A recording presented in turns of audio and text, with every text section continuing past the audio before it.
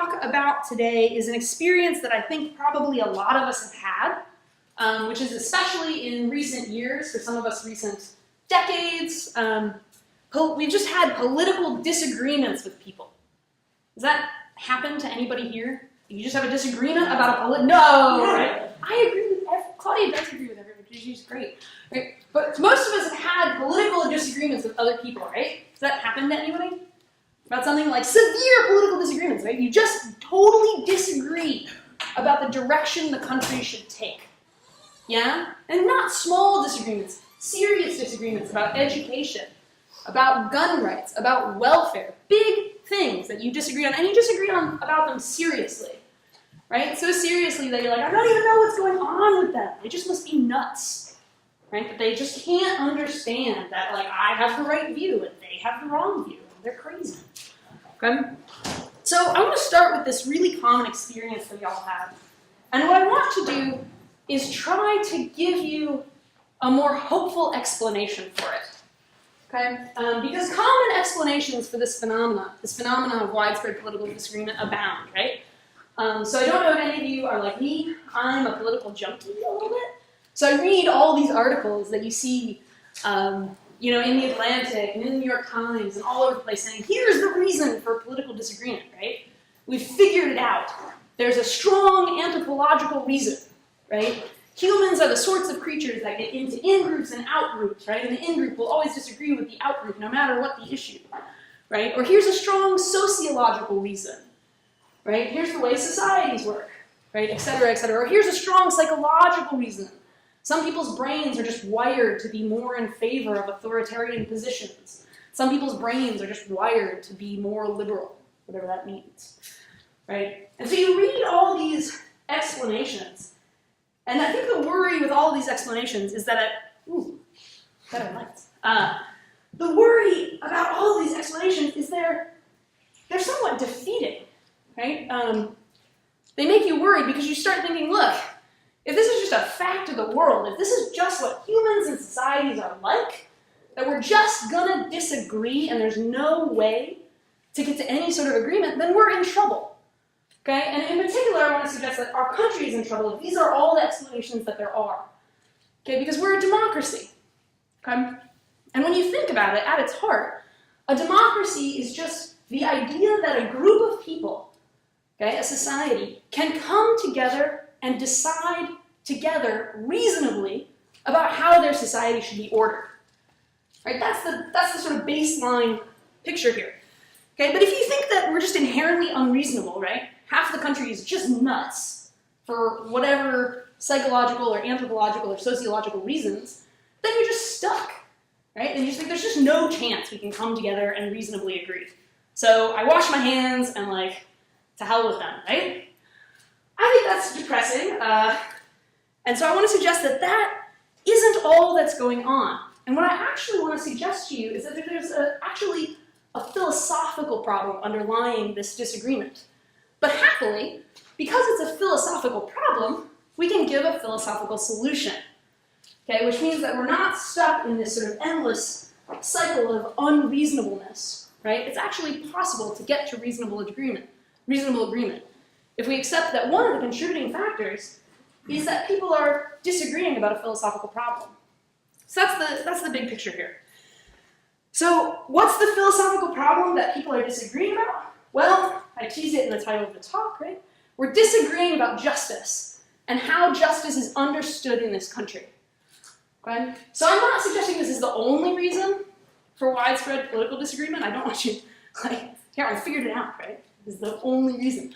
But I want to suggest that this is a contributing factor. And if it is a contributing factor, that gives us reason to hope, because it should give us reason to think we can actually talk through some of this stuff and make some progress. Okay? So here's what I think is going on. I think there are underlying disagreements about justice in this country. So we should start by looking at what we think justice actually is in this country, or how it's understood in this country. Now, happily, we have a sentence in one of our founding documents that really helps us out here, right? So this isn't the first sentence of the Declaration of Independence, but it's the first sentence of the main document, right? So there's the preamble, right? It says, in the course of human events, People are required to break away, right? Basically, Thomas Jefferson is saying, yes, I'm going to give you an argument, right? And then the very first sentence of the Declaration of Independence. Does anybody know, like, sort of, we learn this as school kids, I feel like, and then sort of forget it, but it's always kind of in the back of our brains there. Does anybody remember this one? Oh. Yeah. We hold these truths to be self-evident, right? All men are created equal, right? Remember this bit? Should be vaguely familiar, right? All men are created equal. They have rights of life, liberty, and the pursuit of happiness. Yeah? And then it carries on. Okay? But this is what I want to focus on today. All men are created equal. What does that mean? What does equality mean there? Well, in the context of the sentence, it means that all men have rights to life, liberty, and the pursuit of happiness. Now, when Thomas Jefferson was writing this, and he used the word men, he really did mean men, right? White guys with property, okay? Rich white dudes. We're going to ignore that for now. We're going to pretend that he meant people, okay? You, me, everybody. But remember that, because we're going to come back to it, okay? It's going to play a role later. But for right now, pretend it's people, okay? So all people are created equal. What's that mean? They've all got rights to life, liberty, and the pursuit of happiness. Now, in classic philosophical fashion, I'm going to say, well, what are those things, right? We've all got these rights, but what are they? How do they work? Well, let's break it down. Right to life. What does that mean? Pretty straightforwardly, if I have a right to life and you try to kill me, have you done something wrong? Yes. Oh dear. Yes.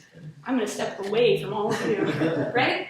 That should have been like a resounding yes, right? Like if you try to murder somebody, do you do something wrong to them? Yeah, right? Because yes, thank you. Because they have a right to life, okay? So one way to think about the right to life is that it's a non-interference right. Okay, it's what we might call a sort of bubble right. It pushes people away. Okay, it says, you can't mess with my life. It's my life. Leave me alone, right? Now, we think the right to life has limits, right? Maybe you can interfere with somebody else's life when there are sort of other reasons to do so, right?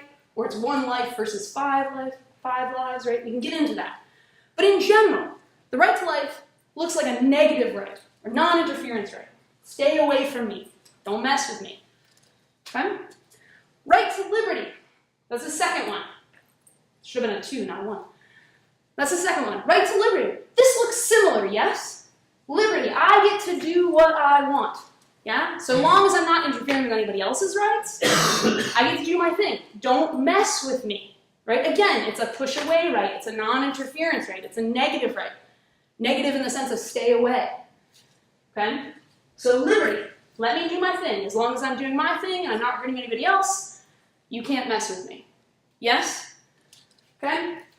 So far, we have these rights that keep other people from messing with us. But now we have the third right. The right to the pursuit of happiness. Not the right to happiness. That's not what Jefferson and co. were after. Okay, the right to the pursuit of happiness. Well, what does that mean? It could be a non-interference right. It could say, I have the right to pursue my own happiness, and you can't block me from that. It could be negative. But if it is negative, it's a little bit strange that they listed it out as a third right. Because it looks like it would just fall under the liberty right. Yeah, liberty is let me do what I want. Pursuit of happiness, if it's a negative right, let me do what I want. You said the same thing twice. Why would you do that when you're trying to be really concise and straightforward? So I have a suggestion. We should understand the right to the pursuit of happiness as something like a positive right. Okay? As something like the idea that I am owed certain things so that I can pursue my happiness. I am owed certain opportunities that make it possible for me to pursue my happiness, whatever that my conception of happiness is. Okay? So you might think, I can't guarantee anybody's happiness, right? Because everybody has different ideas of happiness. Right? I know there are people in the world who are made happy by exercise. This seems strange to me, but there are humans like this, right? I'm made happy by sleeping in. Some people are morning people, right? Conceptions of happiness are different. So I can't guarantee your happiness, but what I can do is guarantee you the opportunity to be happy. Okay? You can guarantee your pursuit. But notice what that is, right? If you are owed the sorts of opportunities that you need in order to pursue happiness, then you're owed stuff, right? That's a right that is not push away, push away, push away. That's a right that says, give me stuff. I am owed something. My society owes me something. So right here, I think, actually, is the heart of the conflict. Okay? You've got negative, non-interference rights, and positive, give me stuff rights. Okay? And that's the core, I want to suggest, of a lot of these conflicts that we're having. Right? So think about, let's take one, think about gun rights. Gun rights are a really nice example of this. Okay? So on the one hand, liberty rights. Yeah? I want to own a gun, let me do my thing. Right? Don't interfere with me, I'm not harming anyone. Okay? And then on the other side, you've got folks who say, look, I don't feel safe. I feel terrified if a student walks into my, we're all using academic examples today, so I'll just keep doing that, right? Student walks into my class with a gun, and I'm like, I don't feel safe. I feel totally unable to teach. It is impossible for me to pursue the things I think are worth pursuing, right? If I'm surrounded by the threat of violence all the time. Society, make me safe. You owe that to me so that I can pursue my happiness. Okay, so even though the argument we're having is about gun rights, the argument in the background, I think, the thing we're not saying, but the thing we're really worried about, is which of the rights is more important? Is it the liberty right, the push-away right, the non-interference right, or is it the right to the pursuit of happiness? Is it the I'm owed stuff right? Is it the positive right, the give me stuff right? Now, we're not talking about it, right?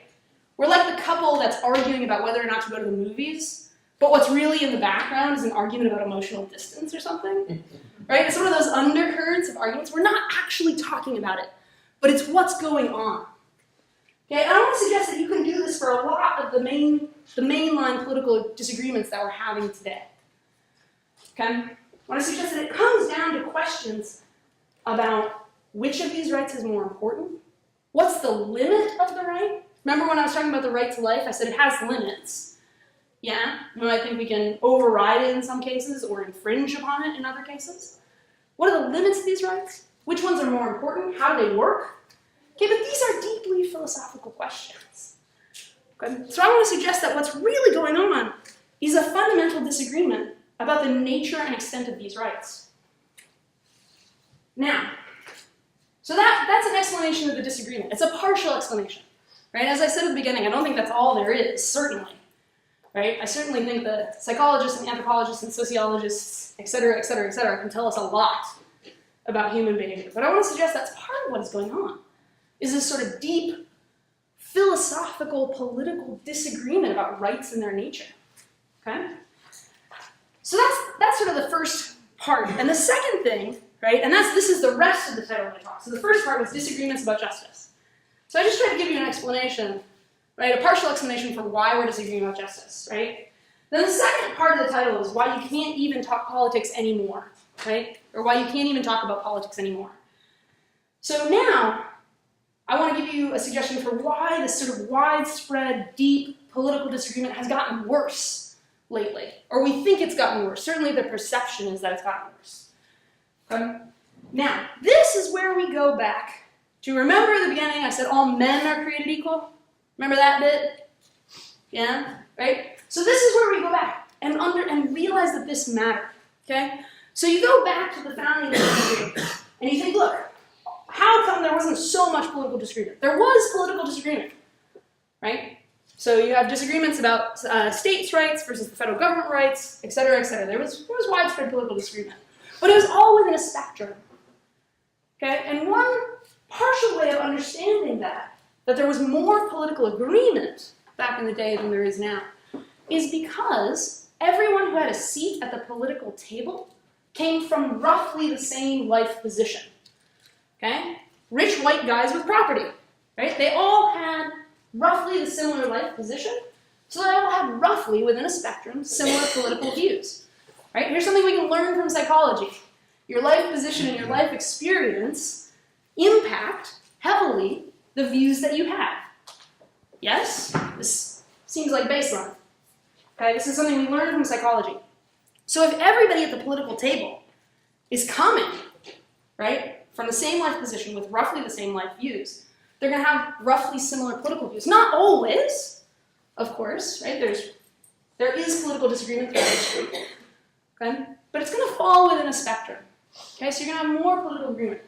So I think this can actually tell us why there's more political disagreement today, okay, than there used to be, right? Which is that we figured out that the whole man part of all men are created equal was a mistake. Everybody makes mistakes, right? Nobody's perfect, okay? And so we've included, right, not only white guys with property get to have a seat at the political table anymore, right? So now everybody does, right? White men, white women, men who are persons of color, women who are persons of color, poor people, rich people, everybody gets a seat at the political table. But what that means, right, is that everybody's coming from wildly different life experiences and life positions. And so, perhaps not surprisingly, they're going to have deeply divided political views, right? Their views are going to be different because of their vastly different background experiences, okay? And we should actually, I think, look at this as an opportunity, right? Because what this means, actually, is that we have a chance to get back to that original debate about the nature and extent of the rights that we think we all share. Okay, you get somebody with a new perspective, a new point of view, and they say, no, actually, right, the pursuit of happiness means something like this, right? Or the liberty right means something like this or that, right? It gives us a chance to get back to those original debates, okay? So I think ultimately, we can understand at least partially the political disagreement in this country as a function of an underlying philosophical disagreement that we just stopped talking about, right? So, right, again, remember that couple, right? They're disagreeing about the movies. They're having a serious disagreement about the movies. But what's really going on, right, is they're fighting about the fact that each feels emotionally distant from the other. I think we're kind of doing the same thing. We're fighting about education. We're fighting about welfare. We're fighting about gun rights. But what's really going on is we're having this underlying philosophical disagreement about the nature and value of these rights that we have, about the understanding of equality that we want to put forward. So I think, that's at least my partial analysis of the situation. But this should be a hopeful analysis, right? Remember at the beginning I sort of said, I think this is hopeful. It's a little bit depressing, but I think it's also hopeful. Because if what's going on is a philosophical disagreement, then we have a chance to solve it, because philosophical problems, by their nature, we might think, are the sorts of things that can be solved by discussion, by reasonable discussion. Okay? And furthermore, I think it's actually important to realize that these questions are not the sorts of things, they're not the sorts of things that can be solved by psychologists or sociologists or anthropologists. Okay? The social science folks can tell us that there is disagreement. Yes, they're very good at that. They're much better at that than philosophers, actually. Right? They can do all the surveys. They can get all the data. They can suggest underlying psychological, sociological, and anthropological explanations for why there is disagreement. But here's what they can't do. They can't give us an answer. They can't say the right to liberty is more important than the right to the pursuit of happiness, and here's why. Right? They can't give that kind of answer. They can just tell us that disagreement exists. Okay? For that answer, you have to turn to political philosophy. But happily, right, political philosophy is something that everybody can do, right? And it exists in a space of reasonable discussion. Okay? So I want to say that if we accept this explanation that I've given as at least a partial explanation of the existence of widespread political disagreement, right, as sort of saying what we're really doing is disagreeing about justice, then we have a chance to make some progress. Because we can come back together and say, okay, what are we really disagreeing about? We're really disagreeing about these rights and their nature and their extents and their limits and how they operate. And we can sit down and talk about that. And if we can make progress there, then I think we can come together as a society and do what democracies are supposed to do, right? Which is come together and reasonably agree on how to order our society going forward. Thank you.